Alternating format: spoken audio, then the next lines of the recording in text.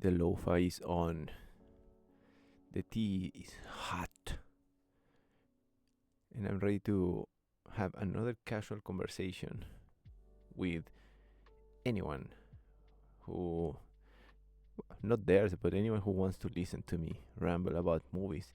Because this is another casual conversation with me, your friend Carlz, where I basically take what I said in my Spanish podcast and I try to convey it in English.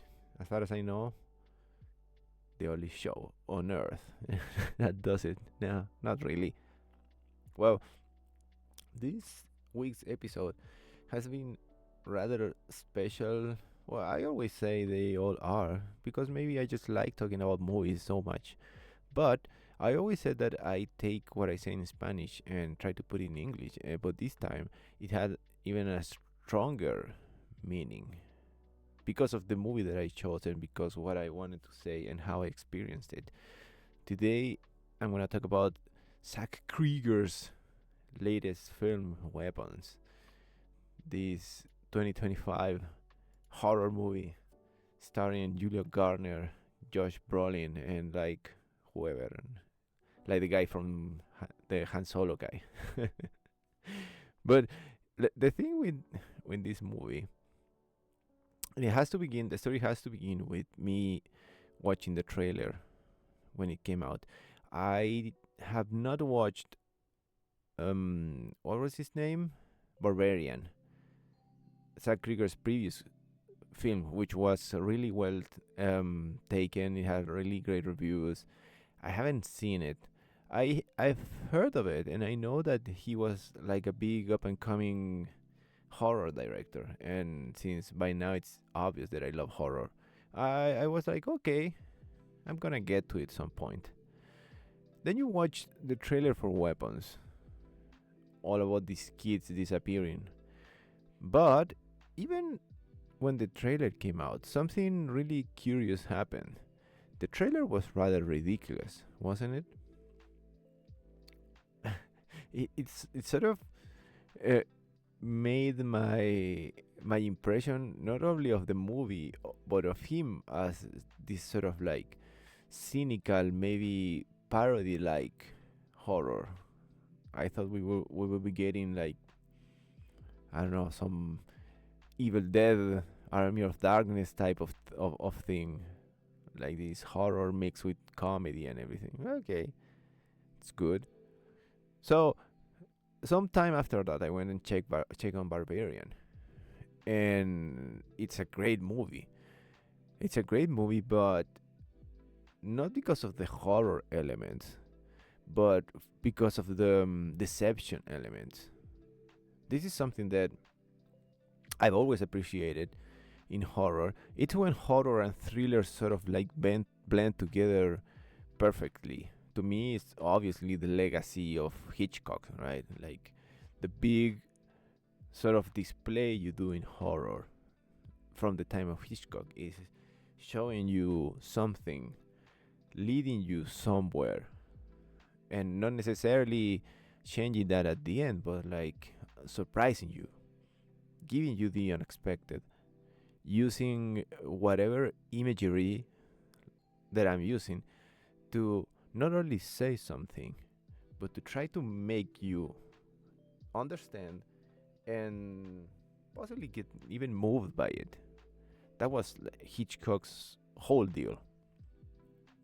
Craft these really convoluted stories, and like if you were a piece of meat, right, softening you up with the images, with what happened, with what you see and what you experience. That's horror. And whatever message it's behind it, it's not necessarily obvious, but sometimes it's not even there. Sometimes horror it's way more explicit than people might think. Sometimes people think about movies like Saw, for example, and they go like, "Oh yeah, like they had like a strong philosophical element to it, like an ethical challenge on what to do in an extreme situation like that." Okay. Sometimes they can have that. They can. But sometimes it's just the magic of the horror. Like in Hereditary. Right? It's like the image, the disturbing things.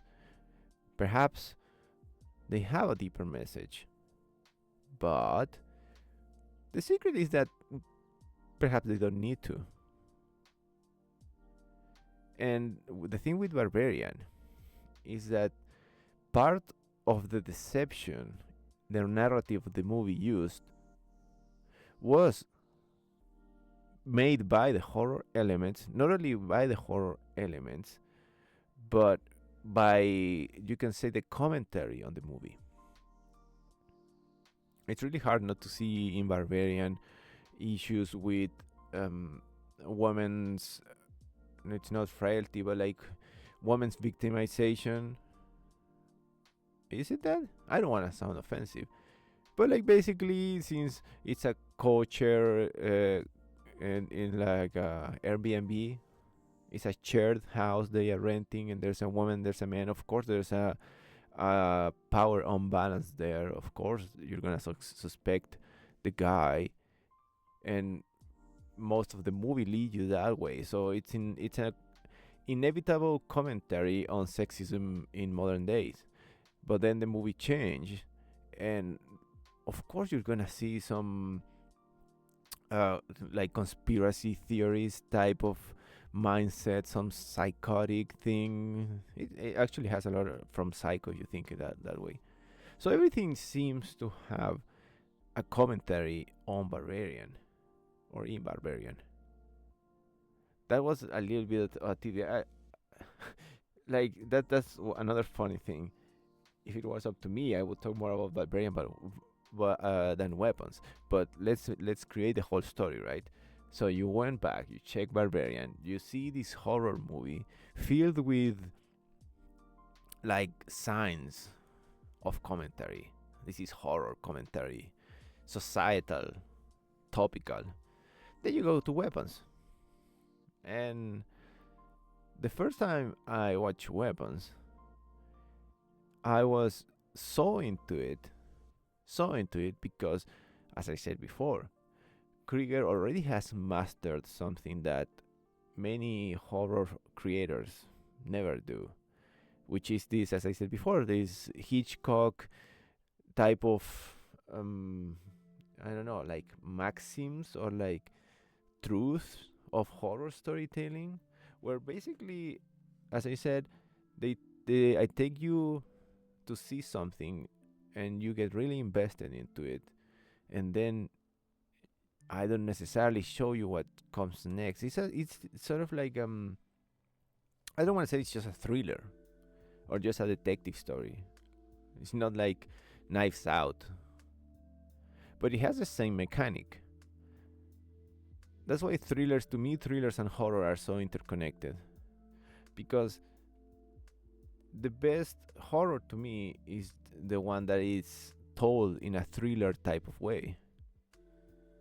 So it's either a thriller horror, like anything from Jordan Peele, for example, or it's just this art house. I don't think it's art house, but it's an art house type of mindset when you go watch a movie like Evil Dead 2. And like there's no real mystery, it's just an experience of horror. But anyways, you watch Weapons for the first time, and all I got from it was that just this clever thriller type of horror film. Like, oh, okay, let's tell the story from the different characters' perspective, and they all, again, I'm trying to not spoil, but again, they sort of come together at the end somehow. So you're watching one character's story, and you're already looking for the other ones. Oh, so this is what they were doing when this character was doing this other thing. Ah. And most part of the first half of the movie, you can even say it doesn't even have horror themes. It has mostly thriller themes. It's all a setup. It's all a setup. So what do I mean by this?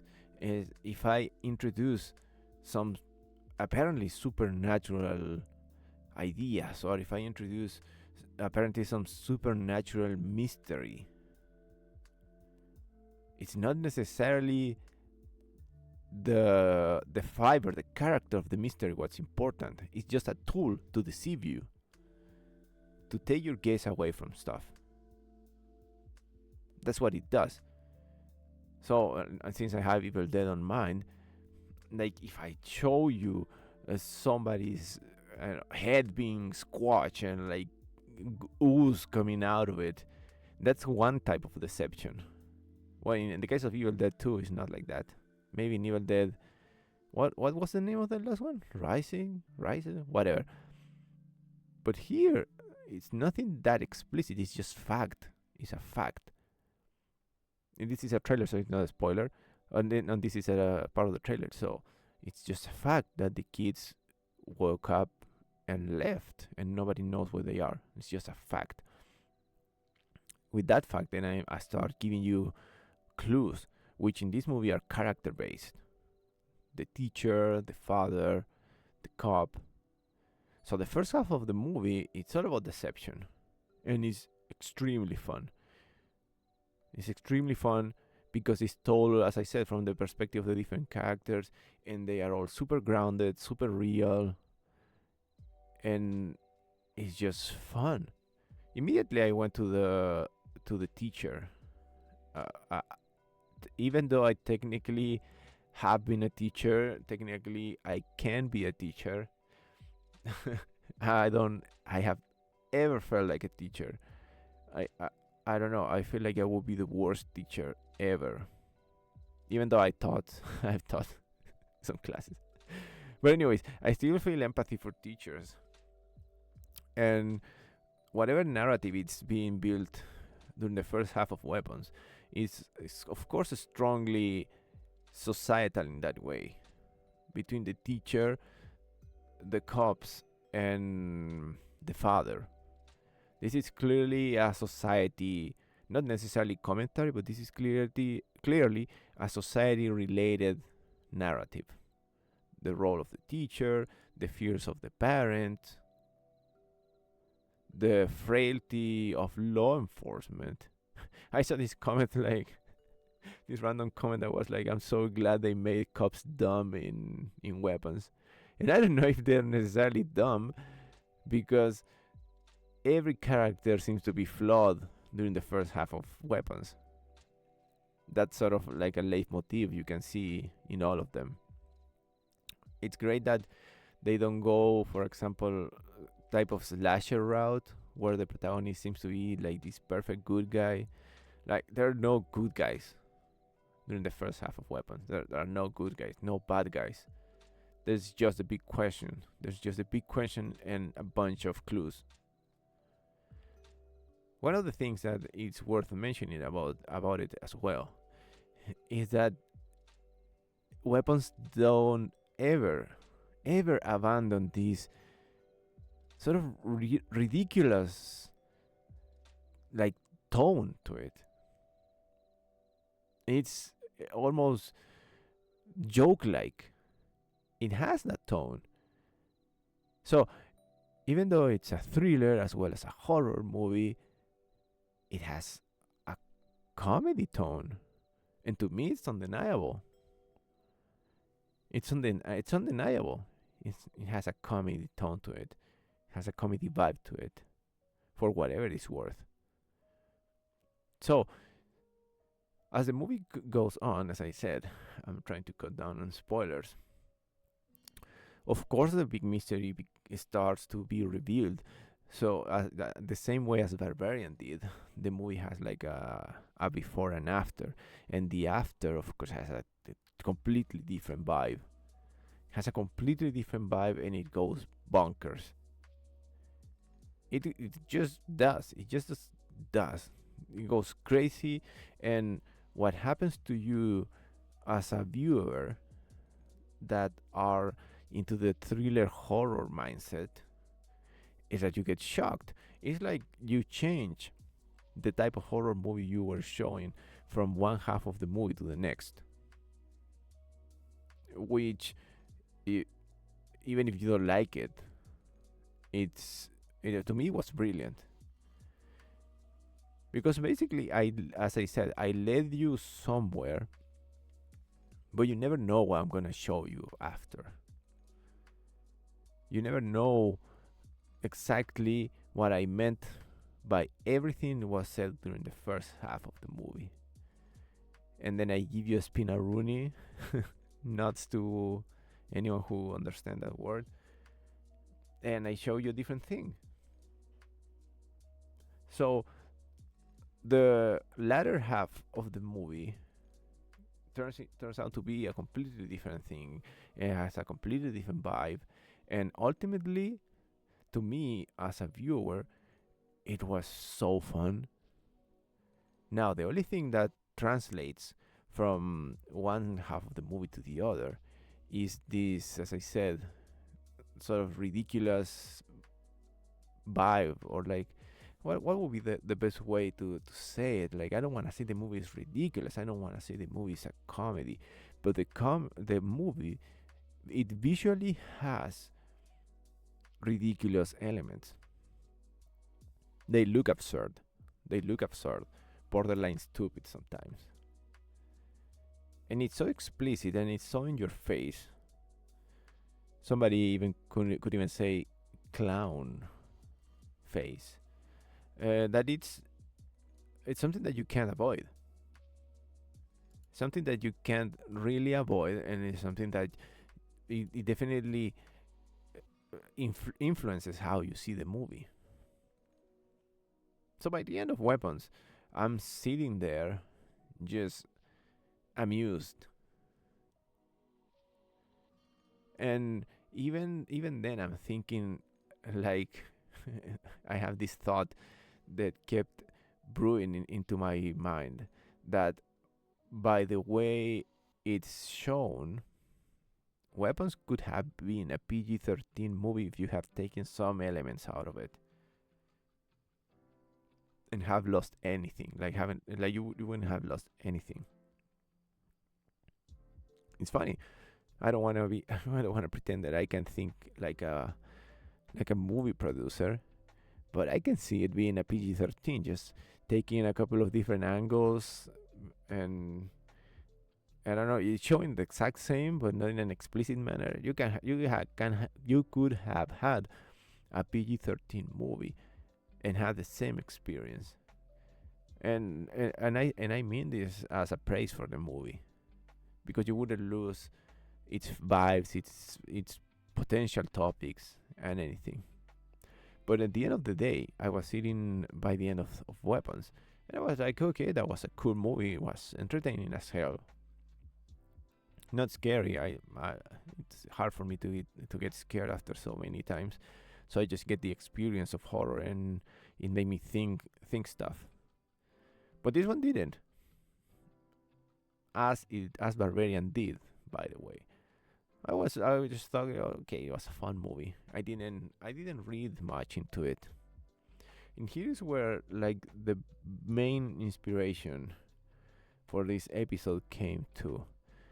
Days later, after my watching of Weapons, I read this impression, or like this interpretation of the movie, that said that the movie was a metaphor for school shootings in the USA. And I was like, what? What? Like, immediately, you can think about that one scene, right? I'm not gonna say what's in it, but there's a dream sequence where Josh Brolin's character has a dream of his lost son, and he sees some stuff. And I got into that rabbit hole of the school shooting metaphor like crazy, because about everything, I couldn't see it, and it was not frustrating, but it was extremely curious to think like I'm not American, right? I'm not a gringo. I think the only thing I've ever seen a firearm in my life is strapped to the belt of a cop, like those, like that's it. So to me, that interpretation is was not on my brain at all. I was so into like the comedy elements of the movie or like the thriller narratives, how well it's crafted.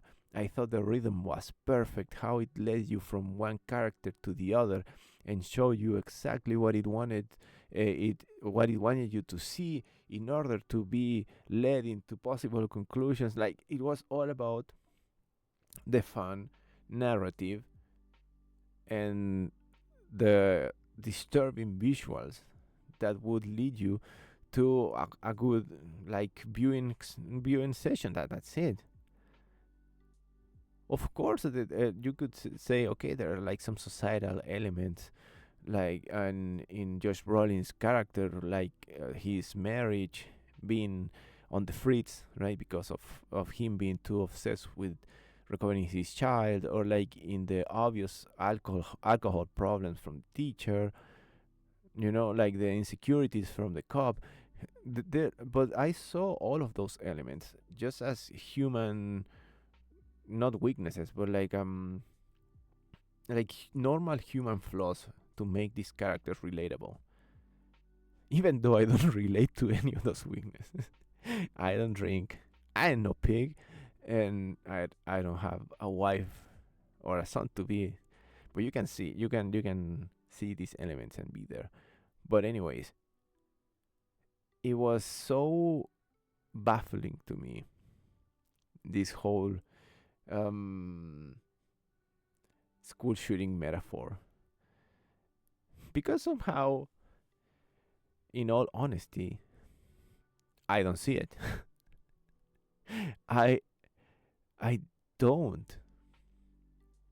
And as I said, I went down the rabbit hole and tried to find out if this was true. And Zack Krieger, he's a like a crafty bastard, right? He avoids all of that like the plague.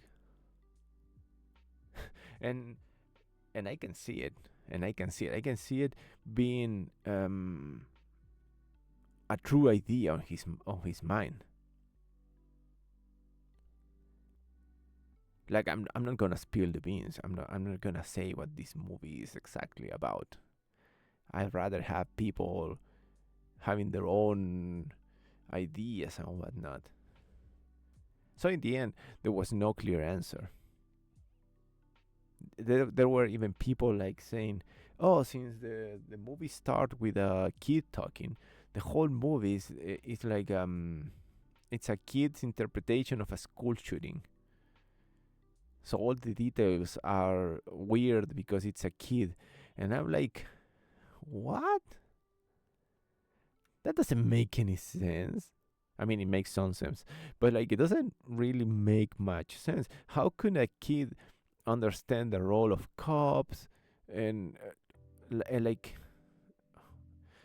the whole point is, as I've been saying, just as Barbarian did, this movie has like a clear cut in the middle when it turns into something else, and in this case, it's really ludicrous and out there. The problem with that, and my biggest sort of issue with it, is that if you take the main argument of the movie going into like the latter half of it, I don't understand how does that possible coordinate with a metaphor for school shootings, because it's that absurd. It's that absurd. Like the main antagonist, and probably like it could be the heart of the movie. By the way, I think Krieger has said that he would like to make a prequel about the main antagonist of the movie, which I think it would be interesting. At least it would be interesting to explain a little bit more all of these potential metaphors in weapons. But then again, the whole point is that this antagonist and the latter half of the movie is so out there that I couldn't see this metaphor. And of course, movies and all works of art are made to be um, interpreted, no, to have an interpretation. They are made to be understood by different ways and different means by different people. And that's what makes them art, and that's what makes them so fun.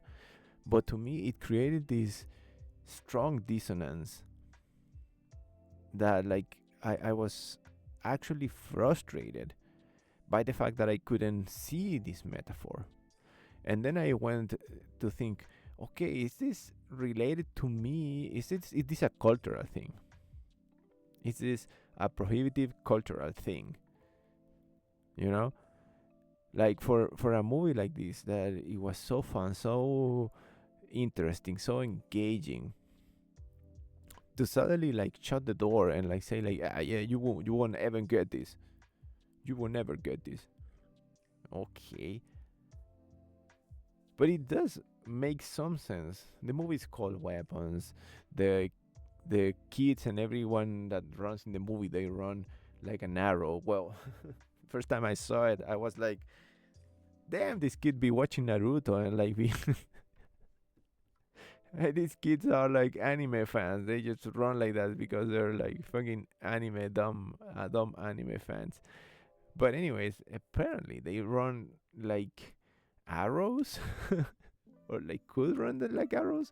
So this mere fact that somebody, I think more than one person that has done this reading about weapons, had me thinking about all of these things that I thought they were just fancy adornments for whatever was happening in the latter half of the movie.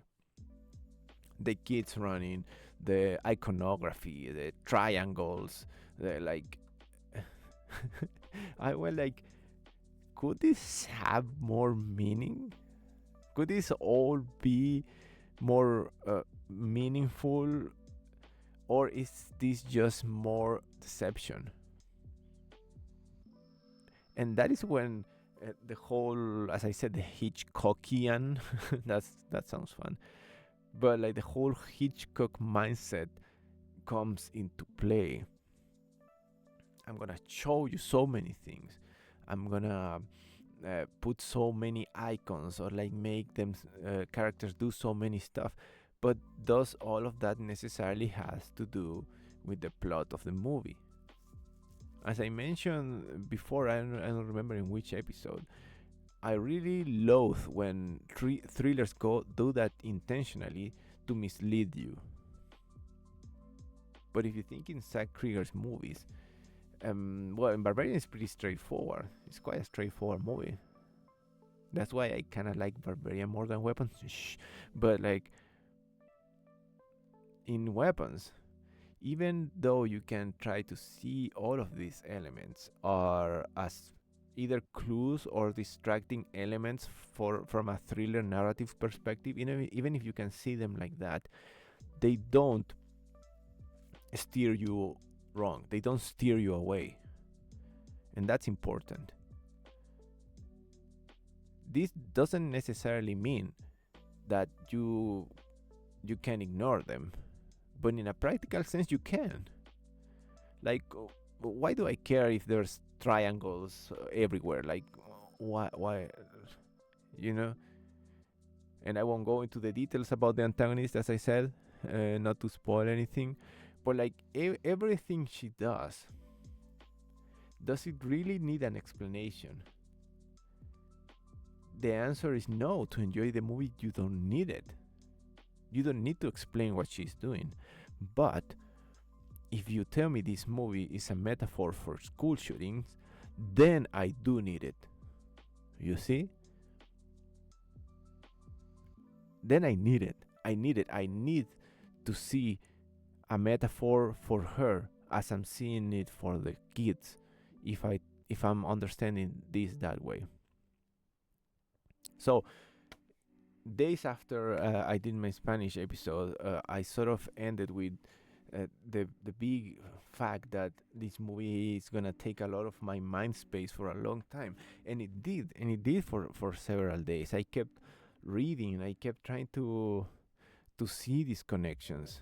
I kept reading about Krieger's sort of like dismissive opinions or like dismissive statements about it. I don't usually go that deep into what the creators say about the movies. I'm the sort of guy that think that okay, I created this movie. If it's good enough, I don't need to fucking explain it to you, right? So I've seen, for example, I've seen Lord of the Rings a million times, and not half, but at least 400,000 out of that million times. I've seen the director's commentary, and I've seen the actor's commentary, I've seen the appendixes, and it's just my way of getting to love more of the movie. But a movie on itself, to me, like it shouldn't you shouldn't need the director's commentary to enjoy it if it's well made. But here I was honestly wondering if that was the case. As the days went by, I can't explain why. I can't explain why I need that sort of closure, or I needed that sort of closure. Perhaps I think the school shooting things in the U.S. and in other places of the world, for someone that doesn't have that country and cultural experience, is something so morbidly fascinating. Like honestly, you know, when people outside of big countries like US and Canada go like, man, these gringos be crazy.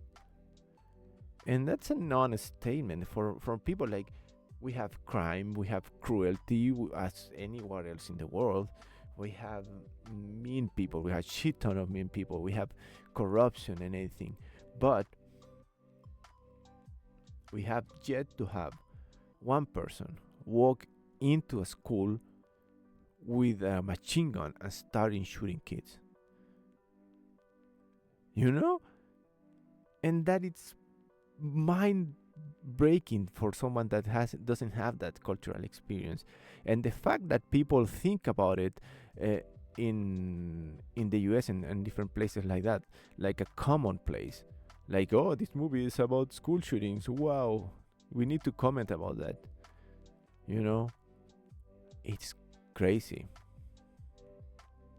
It's crazy to think how little value, or like perhaps in a contrasting way, how higher value life could get into different cultural circumstances.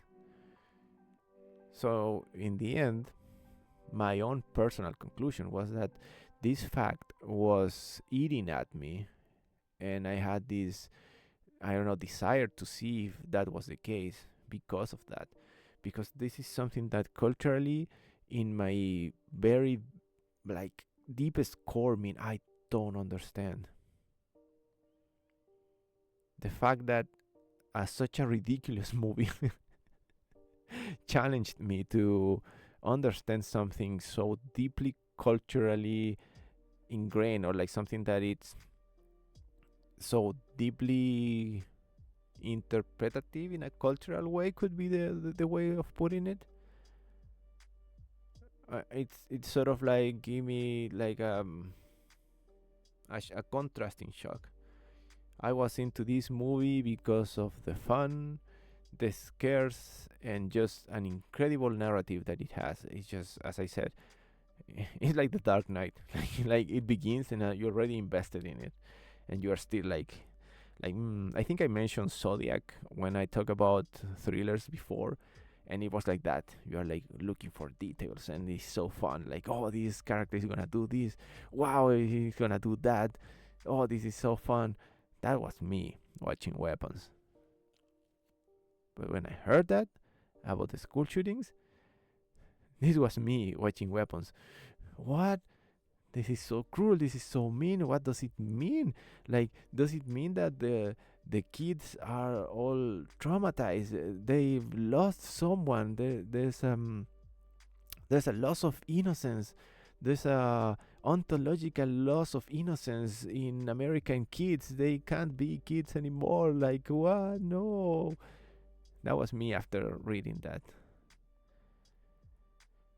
And that's because, as I said, as someone that doesn't live in a country where, like, once a month a crazy guy goes into a church or a school and starts shooting people with guns, as someone that doesn't have that cultural experience, that fact, that crime fact, whatever you want to call them, that fact, perhaps it's even more scary than any movie.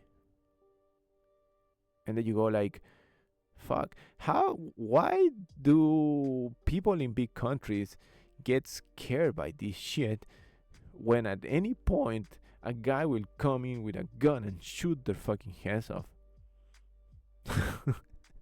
you know like, I love horror, as I said a million times, for the metaphors, the social commentary, of course, and how disturbing images they sort of open up your senses and ideas into seeing the deepest and more, like, I don't know, I don't want to say darkest, but like, whatever, fuck it, the deepest and darkest corners of our species.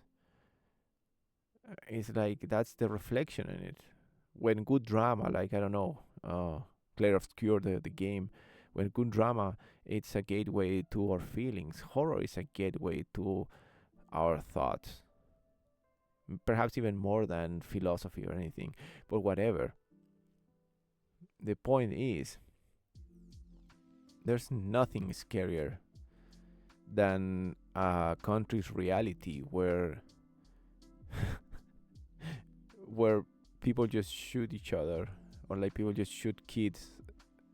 uh, I don't know, man. uh, uh, it might be the hardest thing to understand from an outsider perspective. uh, I just feel sad for these big countries where they go through this, because their people are basically disturbed so much, which would make, in under this interpretation, the antagonist of the of the movie, it would make her the shooter. And I don't know if I can see that degree of cruelty in this character. I mean, it is there, but I it would change everything. It would change everything to see the main antagonist's cruelty be that of a mass murder shooter instead of what it is plainly shown in the movie. It's magic in a quotation, right? Um, it's the supernatural against society's evil. you know, uh, this interpretation would be so restrictive. It would be so cruel. It would be so relentlessly uh, cruel. It would be so morbid. It would be even more morbid than any gore fest slasher movie. It would be so morbidly cruel, this metaphor, that it would have to even be stop. It would have to stop being funny. So after all of these days, I don't want to embrace it,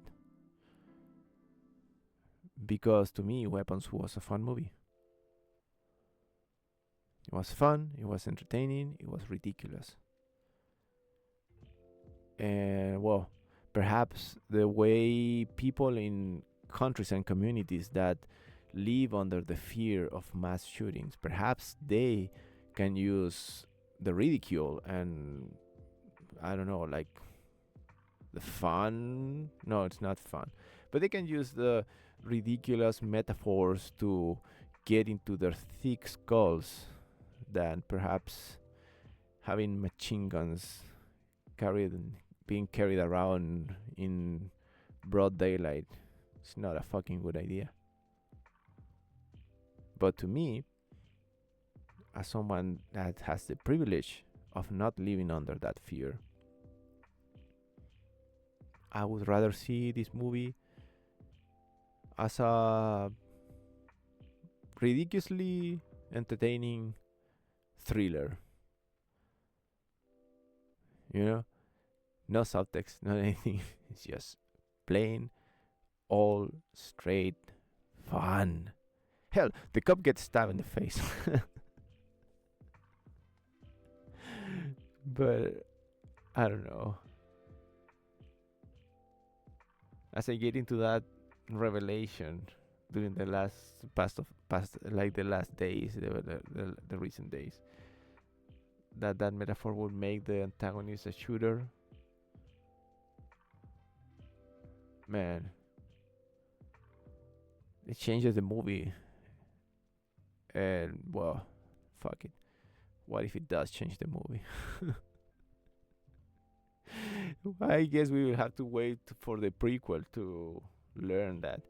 And if we keep that impression, if the prequel of the movie's antagonist ever comes out, it's gonna be pre-painted. No, it's gonna be already under this umbrella narrative of the school shootings, which sucks. Dude, when I was in school, the worst thing that I could think about was earthquakes. We have plenty of them here, and that's it. And they happen rarely. And my school was only one floor, like one story, like one story high. That's the way you say it. So, you know, I don't know, man. People and their guns, they're crazy. And even though I love horror, I hate that shit. Anyways, I hope you all enjoying your movies. There's still, as I'm recording this, there's still 1 week of spooky October, so I'm gonna dive back into horror. I don't care about metaphors. I mean, I do care. I will always care, but like, sometimes some of those metaphors hurt more than others. That's all I'm gonna say. Thank you all for listening. Have a great day, and fuck guns. Bye.